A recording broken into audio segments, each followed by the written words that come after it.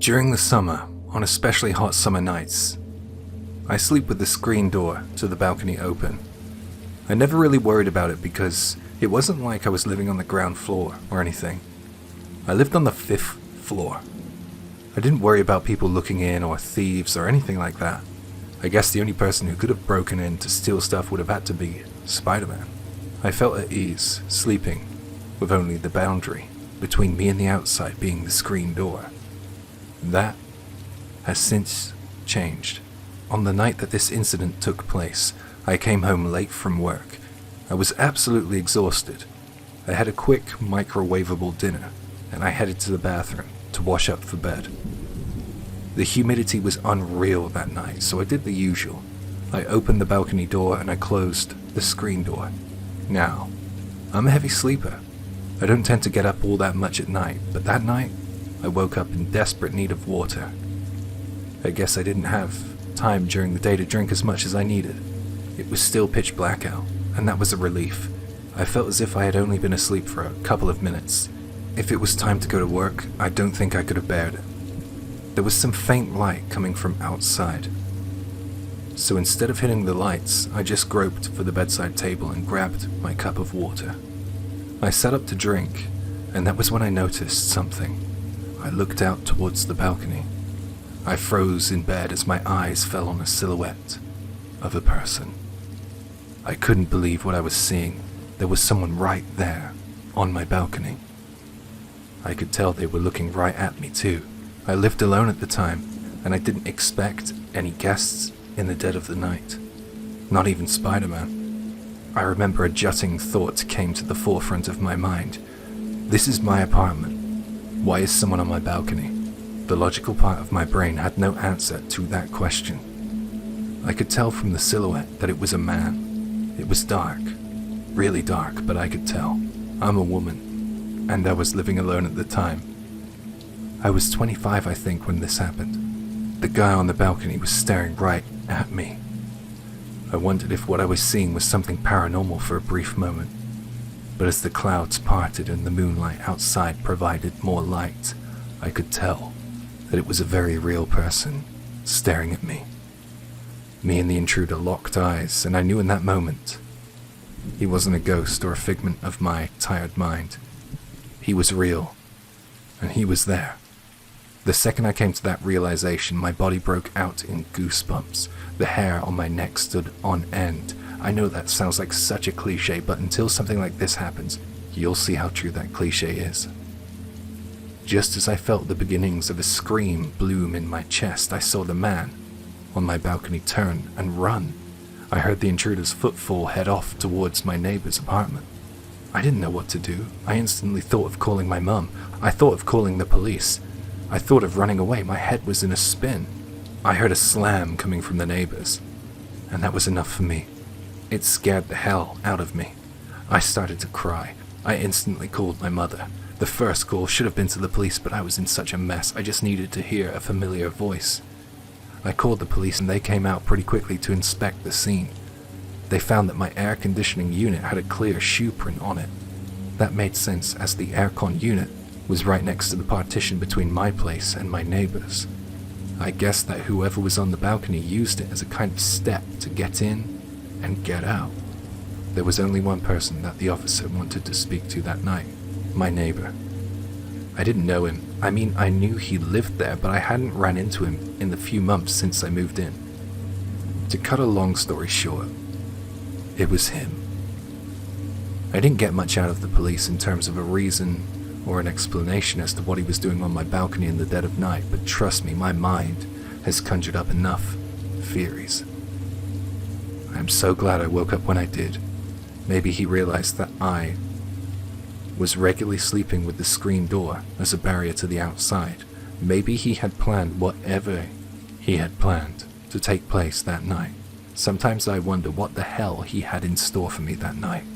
I tortured myself with so many possibilities that I couldn't stand to sleep alone. I moved out. Humans are way more scarier than anything paranormal.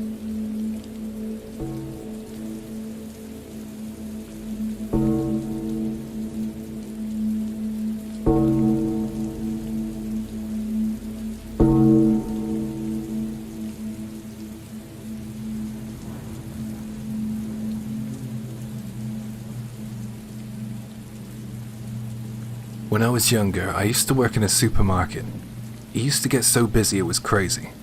I was 21 when this happened, and I was a full-time employee, working the register. I didn't really have a regular working schedule. It was shift work. There was no set working hours or any kind of pattern to my days off. Just when I was needed, I had to go to work. Despite all of this, I had a regular customer visit my register almost every shift I worked. I didn't think much of it at first, to be honest, but then, one day something changed my opinion. I got up to use the restroom, and when I came back, the regular customer was screaming at my colleague behind the service desk. She was saying something along the lines of, "Where is he? He's supposed to be here. Why isn't he working today? Go get him now." She was using my name. It was on my badge at work, but I'm leaving my name out of this story. Anyways, she was stood there, in the middle of the store, shouting, causing a scene, and pretty much repeating herself. My boss saw me heading back to the register, and he told me to hang back for a while, so I stood off to the side in our break room. I was worried, that I might be in trouble, but I was certain that I hadn't done anything to her. I had been nothing but nice and friendly to that customer. After a while, my manager came back to the staff room, and I asked him what the hell was going on out there. My manager told me, "That old woman, she just kept shouting at me to go get you, and I wasn't prepared to do that. She wasn't giving me any good reason to go do it in the first place, so I refused.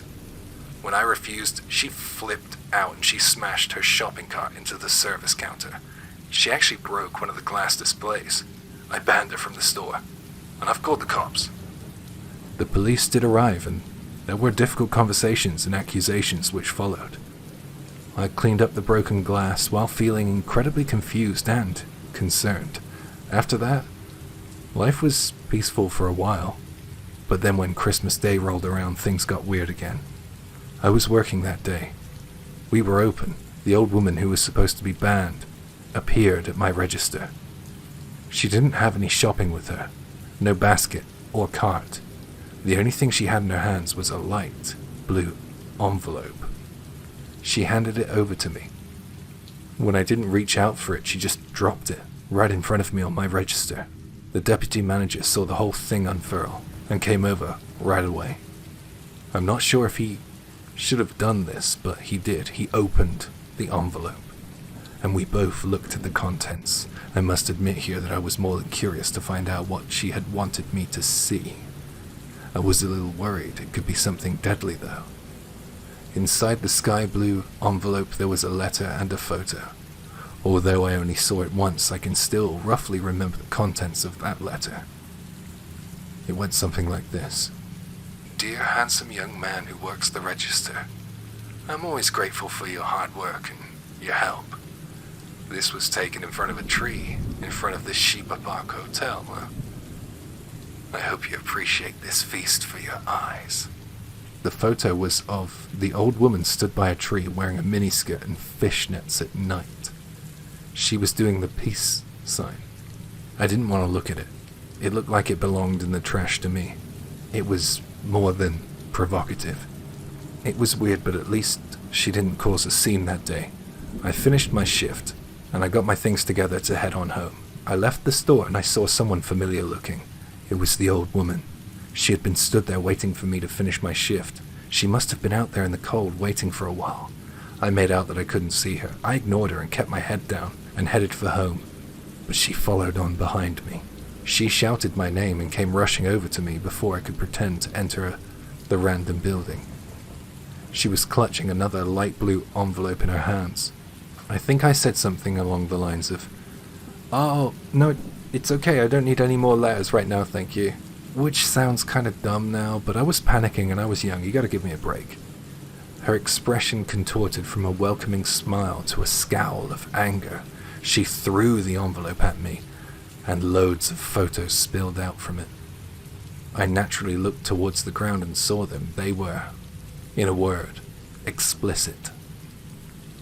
She instantly was angry at me and began to yell, "What's wrong with my photos? Can't you see what I'm offering you? Can't you appreciate that? Or initiate that? If you can't do that, you can die." She then swung her handbag at me with such force that it really winded me. She repeatedly hit me with her bag. She did it so hard that it attracted attention from residents. in that block of apartments. What could I have done in retaliation? Nothing. I was young, tall, pretty strong. I'm a guy. And she was a woman in her 50s, 60s maybe? And if I did anything to her, I guess I could have really hurt her. Or maybe the people in the building rubbernecking might have seen me as the attacker. I was helpless. Thankfully, someone called the police, and they were here in a matter of seconds. The police restrained her and took her away to calm her down or arrest her. I wasn't sure. All the while they were restraining her, she was shouting things like, "You smiled at me. I made you laugh too once. You always said to me, please come back after I bought stuff from you. Why? Why are you doing this?" She was crying and screaming. It was crazy. I gave the police the envelope and the wad of photos she threw at me, and they took her away. I heard later from the police that she was married and her husband came to get her from the police station. I don't envy that man. I was told that she didn't get charged with anything. She was just told to leave me alone. And to be fair, she did. This happened years ago, and that was the last I saw of her. It doesn't seem like a big deal when I write it down, but the image of that woman in the miniskirt and the fishnets is one I have a hard time burying.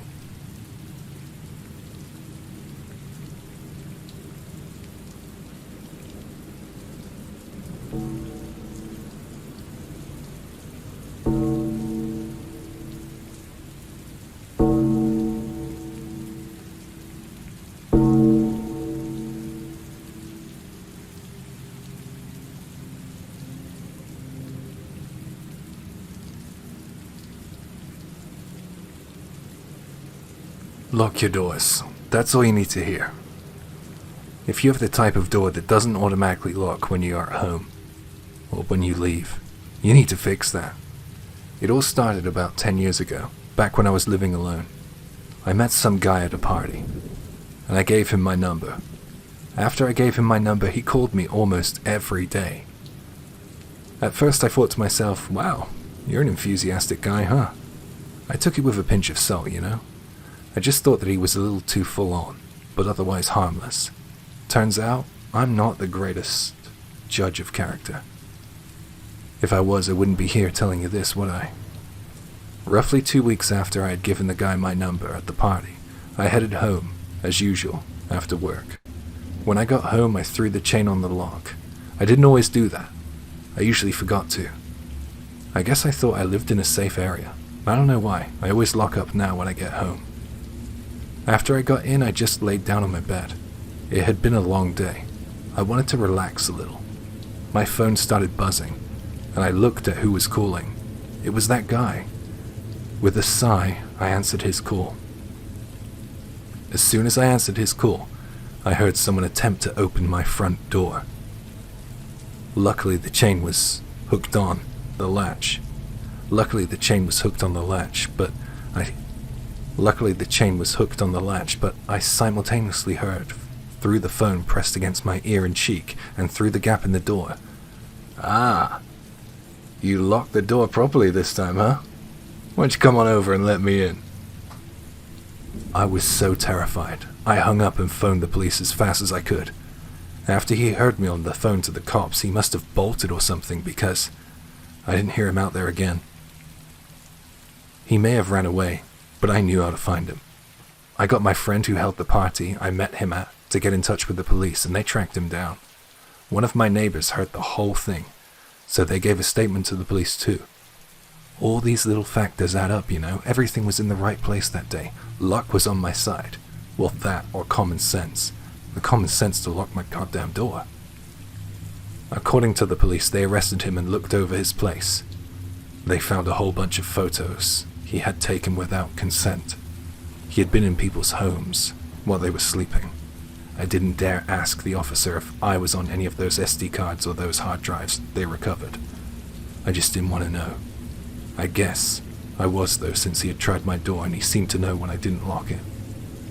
The officer did say that he used the abandoned building across the street from mine to look into my apartment. I cut them off when they began to mention photos from that location. I lived on a pretty high floor. I thought I wouldn't be looked in on by outsiders, but I guess I was wrong. I went back to live with my parents for a while after that incident. It really rocked my confidence. I don't know what happened to that guy I met at the party there. I hope he still isn't out there, taking his creepy photos, and God knows what else. Lock them doors, people.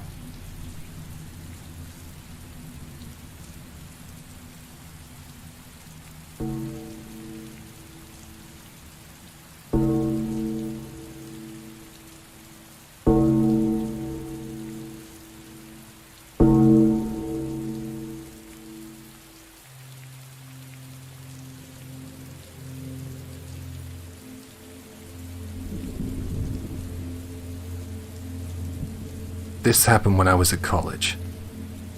Not to boast or anything like that, but I consider myself attractive, and I often got hit on at college. I ended up meeting a guy we will call S, and I fell for him pretty quickly. He just seemed so cool. I was into him from the moment I met him. We started dating and things were going really well. But after a while I realized that he was a bit of an enigma. There was something a little off or perhaps strange about S. He told me he was a university student, but when I asked about what he was studying, he said that his course wasn't listed. He even went as far to say that he wasn't part of any department. I thought it was weird, but I suspected that he was just making it up because he was embarrassed about what he was doing. Or maybe he wasn't even a student of the same college, and he didn't want me to find out what college he went to because of some reason. Maybe he was embarrassed it wasn't as prestigious as some others, I don't know. Then I realized something else. There were inconsistencies in his personal life. He would mention one week that he had 2 brothers, and then the next week I would find out he had a sister, and one week he only had 1 brother. It was so shifty, it almost put me off him. But I was just so attracted to the way he looked and carried himself that I didn't allow myself to be put off. I was blinded by love, and I think we've all been there one time or another. I just wish I cared a little more though. I wish I listened to my suspicions. I wish I saw what was to come. I was completely overjoyed when he invited me to go abroad. We were still in the infancy of our relationship. I think that we must have been dating for no longer than a month or 5 weeks. I hadn't really ever gone abroad before. We usually just had our trips in Japan, although going to Okinawa felt like I was going abroad, I guess, but anyway, it was a very welcome surprise. And of course I wanted to jump at the chance to go away with my new boyfriend, but the only issue was money. I didn't have enough. I was shocked when he said he was paying for it all. I had nothing holding me back now, and I really wanted to go, so I said yes. I planned on paying him back with a surprise when I had saved enough money up. Hi, sorry to cut in, it's Jay here. The author of this story has intentionally decided to leave out the name of the destination she and her boyfriend traveled to, perhaps in an attempt to prevent any stereotyping or prejudice or anything like that. Thought it was important to note that. Now back to the story. I was really enjoying our holiday together, but I made a horrible mistake. I managed to get myself lost and separated from S. I couldn't speak English or the language there, and I didn't have any money on me. I was in a lot of trouble. I searched and searched for my boyfriend, and eventually, I found him. He was on a bus. I called out to him multiple times, and he knew I was calling out to him, but he didn't react. It was only when the bus began to pull away that he reacted. He looked at me, and he faintly smiled, and then he turned away. I was so confused. I didn't know what to do. I didn't know how to ask for help. I didn't know how to explain the situation or even ask for directions. He was in charge of everything. I didn't even know the exact place I was in. So I took to sleeping on a bench and eating what little food I found in garbage cans for a while. It was a totally miserable existence. After a week, I don't know, maybe 10 days, I got a visit from a representative of the Japanese embassy, and arrangements were made for me to fly home. I cannot thank that person enough. I'm not sure how they found me, but I was so grateful. When I got back, I searched for my boyfriend S, but I couldn't find him anywhere. I wanted to find out what the hell happened. The hardships I learned during my brief experience of being homeless led me to become more active in the community and attempt to raise funds to support the homeless in my area. At points, I began to wonder if S was trying to teach me about the harshness of society. I have no idea why he did what he did, so I was just trying to put two and two together, you know? About 10 years go by, and I walk past a park. I saw someone I recognized. It was S. He looked as if he hadn't changed at all. His good looks hadn't faded, and he looked as if he hadn't aged a day since I last met him. He was with a girl who looked a little younger than him. She was a beauty. Who was this guy? Is a question I wish I asked when I had the chance, but I couldn't. I just wanted to get away from him. It may be unrelated, but what about Japanese nationals who go missing abroad? Could I have just as easily become one of those missing people? I think that me getting lost that day on the route back to the hotel at the start of our holiday somehow might have saved me. Maybe even me shouting his name when he was on the bus was enough for him to change his plan. I wonder what he has in store for that cute girl I saw him with. I cannot do anything about it, unfortunately. The police aren't that interested, and I don't even have his real name, or address or anything. It's all so weird, and up in the air. Two words that constantly come to the forefront of my mind when I think back to the way he was so secretive, evasive, and impulsive. The way he wanted to take me to a foreign country so quickly in our relationship at no cost to myself. Those words are human trafficking.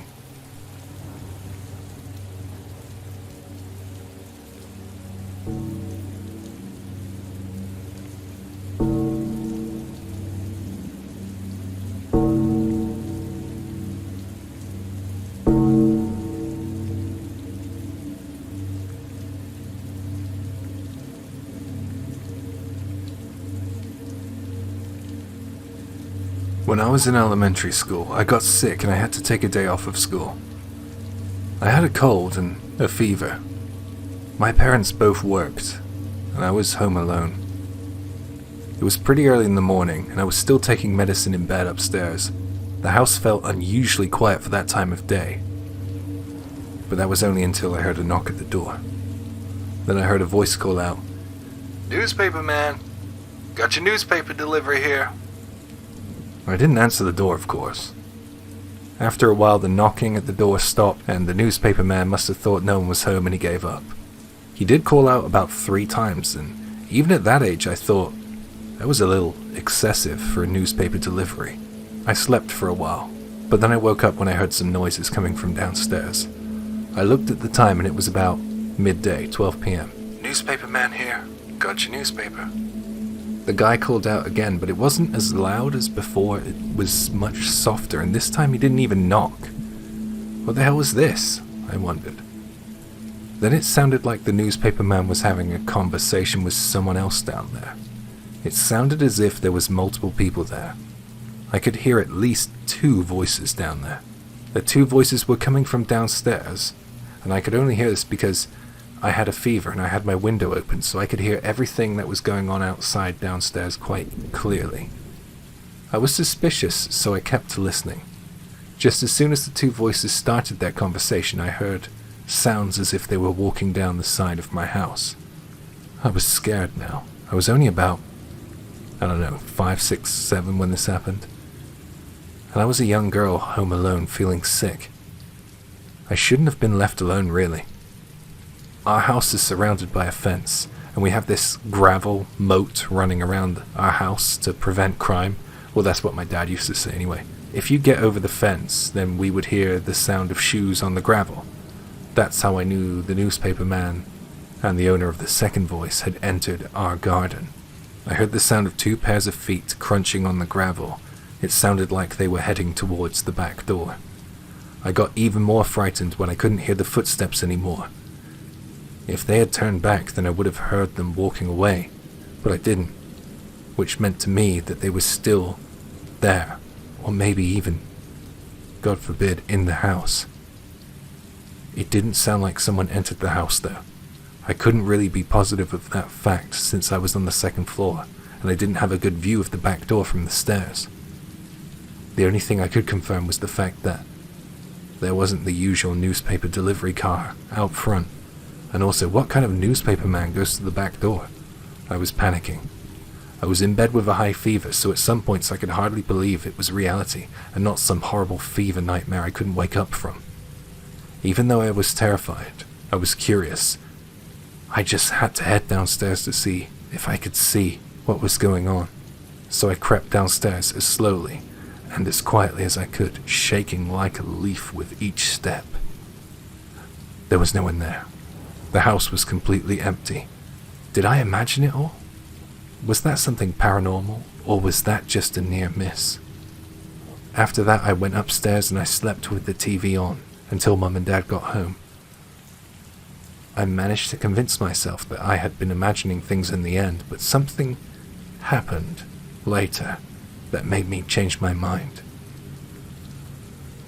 A few days later, I heard that there was a burglary in the house next door to ours. The police were called out and everything. At the time, the only thing I could think of was, wow, I'm so glad that wasn't our house. And then I remembered what happened. So what I think happened with those noises that I heard was the following. I think 2 men were in the area pretending to be a delivery service in order to scout out potential homes to rob. I don't know why they didn't just break into our house that day. Or where they went after I heard them at the back door. But I just count myself lucky that I didn't come face to face with an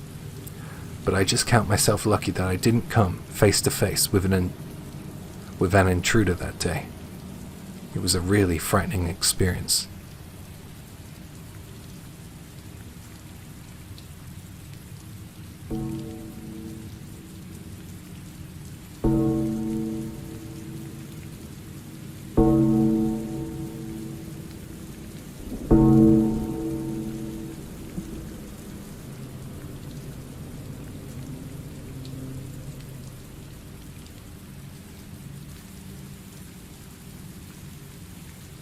I had a childhood friend who ruined my life.